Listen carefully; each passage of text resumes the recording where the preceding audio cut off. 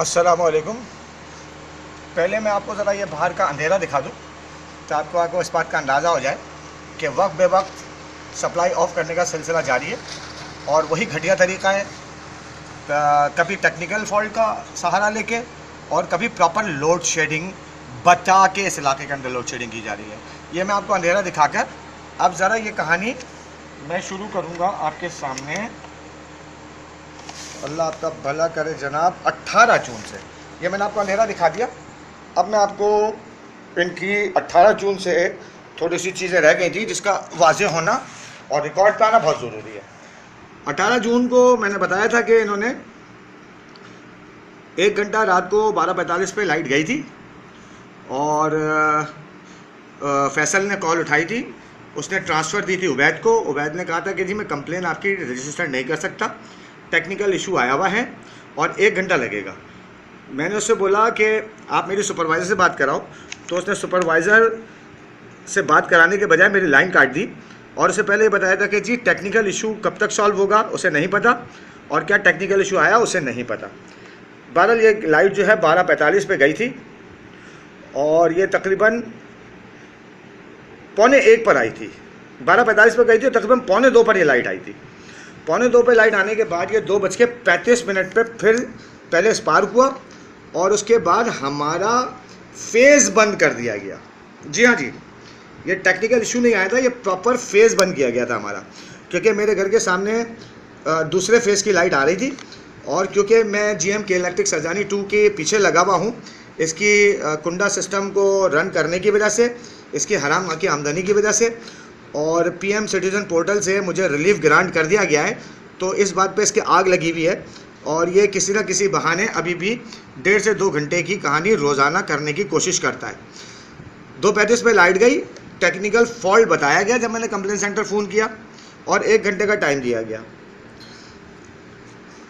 जनाब अली, उसके बाद ये लाइट जो है, आप शायद यकीन नहीं करेंगे, रात को 2:35 पे लाइट जाती है तो अगले दिन 11 में 10 कम पे लाइट आती है। यानी ये जो फेज़ इसने बंद किया था उसको इसने रिपेयरिंग का या फॉल्ट का नाम देकर उसको दूर करने के लिए 2:35 से अगर आप 11 बजे तक का टाइम कैलकुलेट करेंगे तो 2, 3, 4, 5, 6, 7, 8, 9, 10 यानी 8 घंटे और 35 मिनट इसने सिर्फ फेज़ को क्लियर करने के लिए लिए थे। ये परसों का अहवाल बताना यूँ ज़रूरी था कि एक तो ये फेज़ इसने खुद बंद किया और ऊपर से उस फॉल्ट को, उसको फॉल्ट का नाम दिया और उस फॉल्ट को दूर करने के लिए इसने 8 घंटे 35 मिनट लिए। अब ज़रा सा आगे चलते हैं। उसके बाद 18 जून के बाद जनाब अली 19 जून की बात होती है कि 19 जून को रात को लाइट जाती है 11:40 पे और 12:45 पे आती है। मैं कंप्लेंट सेंटर फ़ोन करता हूँ तो वहाँ पे कोई मुस्तफ़ा लड़का उठाता है, वो मुझे बताता है एज़ यूजुअल कि जी एरिया क्लियर है, कोई फॉल्ट नहीं आया हुआ है और मेरी कंप्लेन को लॉगिन कर लेता है। कंप्लेन नंबर ये आपके सामने है 6012712266 और 11:40 से 12:45 यानी 1 घंटा 5 मिनट ये रात को प्रॉपर लोड शेडिंग करता है। 19 ये मैं आपको 18 जून की बात बता रहा था। अब आइए आप 19 जून को।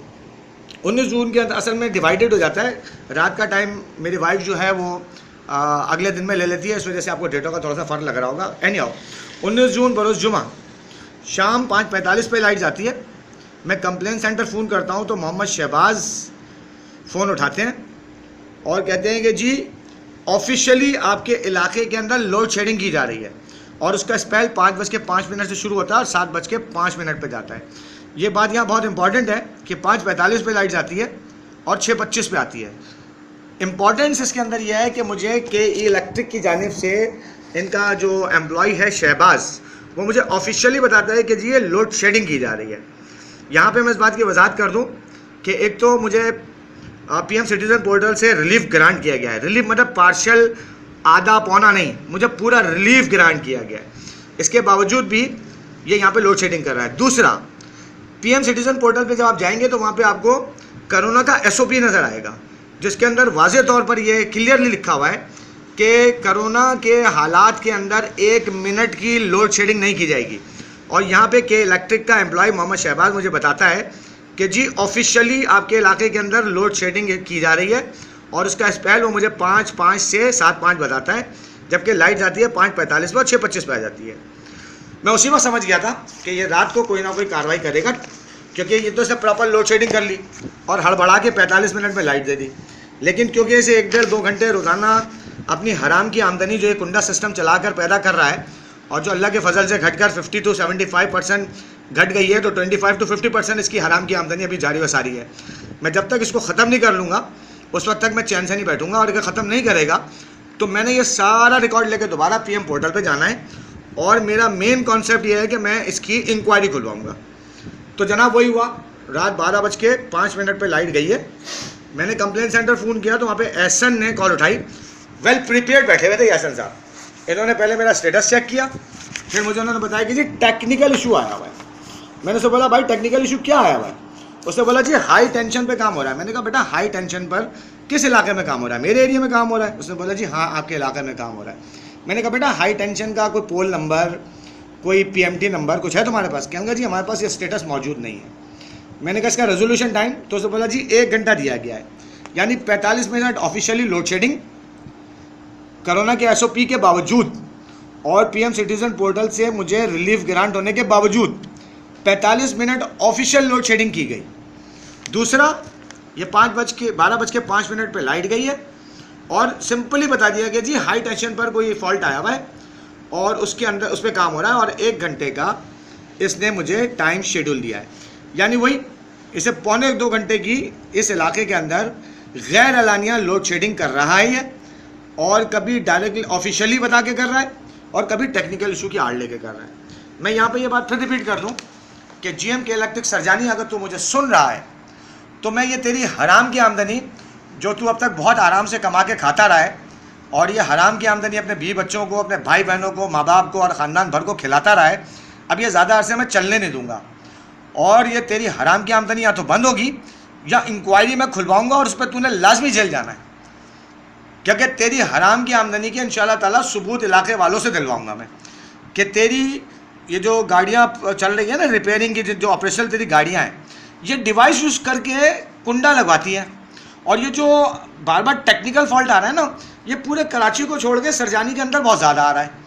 इसका मतलब ये है कि जो तू कुंडा सिस्टम इस इलाके के अंदर रन कर रहा है ना अपनी हराम की आमदनी के लिए, उसकी वजह से यहाँ पे टेक्निकल फॉल्ट ज़्यादा आ रहे हैं। बहुत ज़्यादा अरसे मैं तुझे इस टेक्निकल फॉल्ट के आड़ में छुपने नहीं दूंगा। थोड़ा सा इंतज़ार कर, जो तेरी थोड़ी बहुत इज़्ज़त नाम की चीज़ वैसे तो तेरे पास होगी नहीं, लेकिन जो सो कॉल तेरी के इलेक्ट्रिक के अंदर थोड़ी बहुत इज़्ज़त है ना, इंशाअल्लाह उल अज़ीज़ अल्लाह के हुस्न के, अल्लाह की मर्ज़ी से चौक पे लाके उतारूँगा और इंशाअल्लाह ये वक्त साबित करेगा। अब तक का अंजाम तूने देख लिया है, अल्लाह ताला मेरी भरपूर मदद कर रहा है।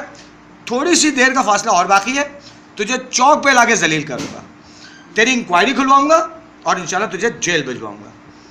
इस छोटी सी वीडियो के साथ मेरे देखने वाले मुझे इजाज़त दें, दुआ में याद रखिएगा। मैं ये रिकॉर्ड बनाने का और लोगों को आगाही देने का सिलसिला उस वक्त तक जारी रखूँगा जब तक कि अपनी हराम की आमदनी से ताइब ना हो जाए, वरना इंक्वायरी के लिए तैयार हो जाए। अल्लाह हाफ़िज़।